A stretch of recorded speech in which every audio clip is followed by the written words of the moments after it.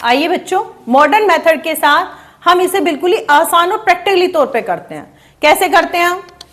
देखिए, हमने इस तरीके से सर्कल किया, इसमें हमने यहां की अपनी बिक्री।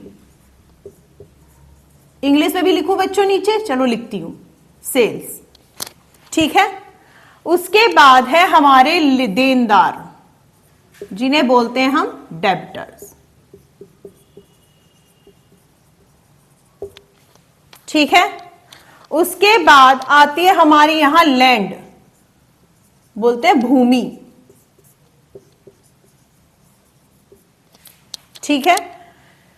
फिर आता है हमारा किराया, रेंट।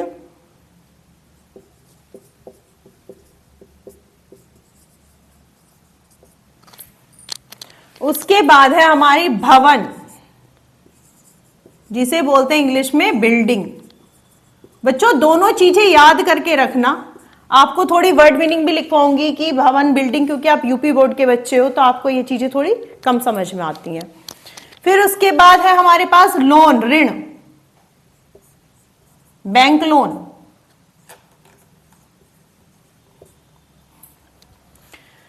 फिर है हमारी कैपिटल, पूंजी।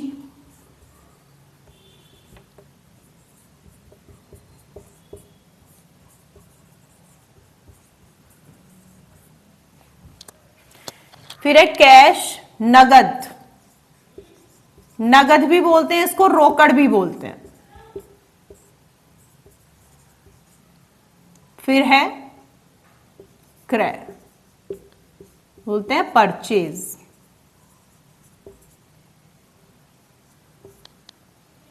खरीदना। बिक्री को बोलते हैं विक्रय। मैं चाहती हूं कि आपको किताबी लैंग्वेज में और नॉर्मल लैंग्वेज में दोनों में ही समझाऊं। ठीक है। इसके बाद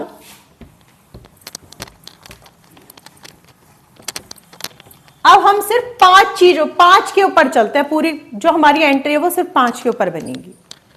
क्या है? संपत्ति। फिर है हमारा दायित्व। ठीक है। संपत्ति हो गई, दायित्व हो गई, आय। आय को लाभ भी बोलते हैं। फिर क्या हमारे खर्चे, जो है हानि भी है, हानि आएगी। फिर लास्ट जो 5 है वो है हमारा पूंजी और आहरण।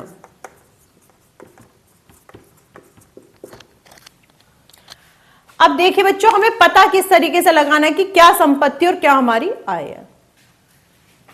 सपोज हमने भवन खरीदा।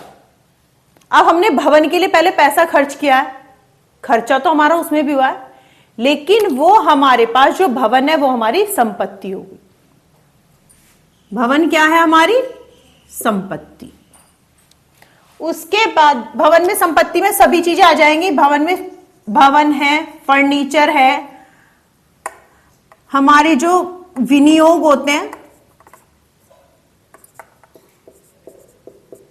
इन्वेस्टमेंट बोलते हैं जिसे, हमारा नगद पैसा, हमारे पास जो कैश है, हमारी मोटर कार भी हमारी संपत्ति है, भूमि भी हमारी संपत्ति है। अगर हम बिजनेस में कंप्यूटर खरीद रहे हैं वो भी हमारी संपत्ति है, वो हमारे लिए, अगर हम अपने लिए खरीद रहे हैं। अगर हम खरीद के किसी और को दे रहे हैं और हमारा उससे कोई फायदा नहीं हो रहा है, मतलब हमारा खर्चा ही हो रहा है, हमारे पास से वो जारी है, हमारे पास नहीं है, तो वो क्या होगा? हमारा खर्चा। अब देखिए दायित्व में हमारा क्या क्या आता है। अब जैसे कि लोन है, ऋण, बैंक लोन लिया हमने, किसी हमें अपने एम्प्लॉय को सैलरी पे करनी है, उसकी सैलरी है 2 लाख रुपए और हमने उसे 1 लाख रुपया दे दिया और हमारे पास 2 लाख रुपए पूरे नहीं है, तो 1 लाख बाकी है उसका, तो हमने बैंक से लोन ले लिया। पैसा तो हमारे पास आ गया, लेकिन कुछ समय पश्चात हमें वो बैंक को वापस करना होगा, लोन बैंक को हमें वापस देना होगा लोन। तो ये क्या? हमारे दायित्व। जो हमारे पास पैसा तो है लेकिन हमें चुकता करना है, हमें वापस देना है, तो वो क्या है? हमारे दायित्व। उसके बाद आती है हमारी आय। आय हमारी किससे होगी? जो हमें प्राप्त हो। तो प्राप्त में क्या है हमारा? प्राप्त कमीशन, प्राप्त ब्याज, प्राप्त किराया, बिक्री, ये सभी हमारी आय है। अगर हमने किसी को कोई सामान दे रहे हैं हम और उसमें हमें कोई कमीशन मिल रहा है बीच में, वो हमारे पास पैसा आ रहा है, तो वो है हमारी आय।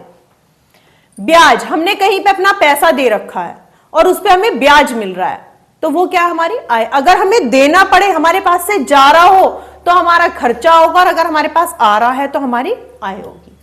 खर्चे में हमारा क्या है? क्रय, खरीदने से हमारा खर्चा हो रहा है, हम माल खरीदने गए हैं तो हमारी जेब से तो पैसा गया, तो हमारा क्या हुआ? खर्चा। उसके बाद हमने किसी को मजदूरी दी, वेतन दिया।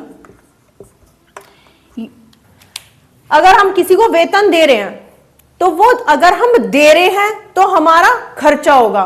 जो मालिक है कंपनी का, उसे तो वेतन मिलेगा नहीं, वो तो एम्प्लॉइज को देगा ना वेतन, तो वेतन क्या है? हमारा खर्चा। हानि, जो हमारे पास से पैसा जा रहा है वो हमारे खर्चे हैं। मजदूरी है, मजदूरी वैसे तो हमारे कारखाने के खर्चे हैं, पर मैं आपको पहले ये बता रही हूं कि क्या खर्चे हैं, क्या है, क्या दायित्व है, क्या हमारी संपत्ति है, और फिर उसके बाद आएगा पूंजी और आहरण। सिर्फ ये 5 चीजें याद रख लेना, एंट्री ऐसे कर दोगे चुटकियों में, ठीक है? मजदूरी हो गई, वेतन हो गया, जो भी हमारे पास से जो पैसा जा रहा है, जो हमारी जेब से खर्च हो रहा है, वो हमारे क्या है? खर्चे। याद रखना बच्चों इस बात को। और जो हमारे पास आ रहा है वो क्या है? हमारी आय। दायित्व मैंने तुम्हें बताया, ये लोन, ऋण है, हमें चुकता करना है, बैंक अधिविकर्ष है। लेनदार है हमारे, अगर हमने किसी से पैसा ले रखा है और हमें वो वापस देना है, तो लेनदार, जो हमारे पास से पैसा जाएगा, वो भी हमारे क्या है? दायित्व। हमारे पास पैसा है लेकिन हमें चुकता करना है, दायित्व है हमारे। उसके बाद आती है पूंजी। अब पूंजी किसकी है? पूंजी तो फर्म के ओनर की होगी, कंपनी के मालिक के पास ही है पूंजी, तो उसी की होगी। तो फर्म का जो मालिक है, जो ओनर है, ओनर की क्या है? पूंजी। और आहरण क्या है? जो हमने उसमें से खर्च किया। आहरण, जो हम फर्म में से पैसा ले रहे हैं फिर वो हमें देना है। आहरण क्या होता है? कि फर्म में से निकाला गया पैसा, फर्म में से निकाले गए पैसे को, निकाले गए रुपये को आहरण कहते हैं।